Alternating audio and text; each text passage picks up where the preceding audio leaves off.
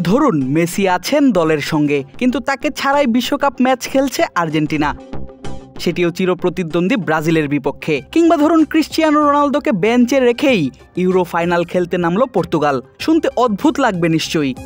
Coach বা অধিনায়কের পাগলামি মনে হতে পারে কারো কারো কাছে। বুমরাকে ছাড়া ইংল্যান্ডের বিপক্ষে ভারতের টেস্ট খেলাটাও পাগলামি মনে হচ্ছে সাউথ আফ্রিকার সাবেক কিংবদন্তি পেসার ডেল স্টেইনের কাছে।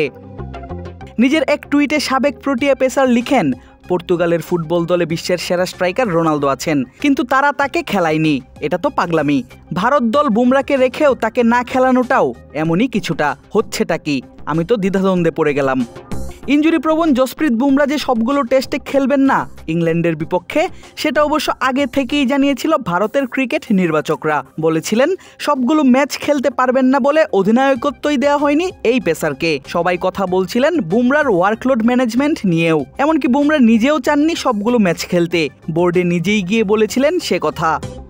কিন্তু প্রথম এবং দ্বিতীয় টেস্টের মাঝে ভারত সময় পেয়েছে 7 দিন। যেহেতু প্রথম টেস্ট হেরেছে নতুন অধিনায়ক শুভমান গিলের দল, পাশাপাশি বিরতি পেয়েছে সপ্তাহখানেক, তাই দর্শকরা ভেবেছিলেন হয়তো দ্বিতীয় টেস্টেও একাদশে দেখা যাবে বুমরাকে।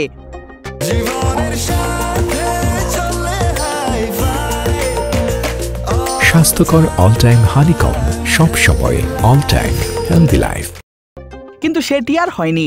দীর্ঘ বিরতির পর মাঠে নামলেও রাখা হয়নি বুমরাকে। আর ব্যাপারটি একেবারেই মানতে পারেননি ভারতের সাবেক ক্রিকেটার, কোচ এবং ক্রিকেট বিশ্লেষক রবি শাস্ত্রী।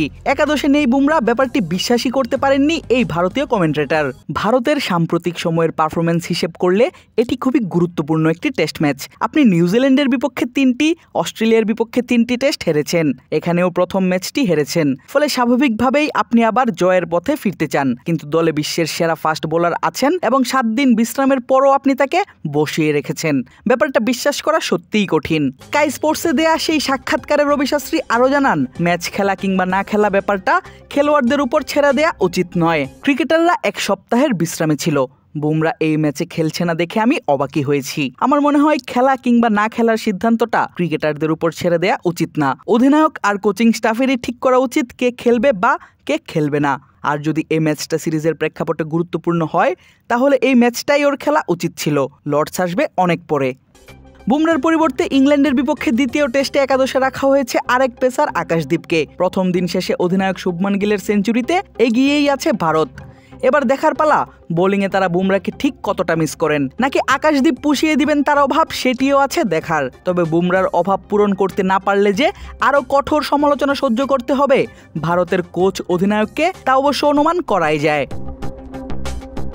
আদিবা শরাফ, ক্রিক ফ্রেন্জি।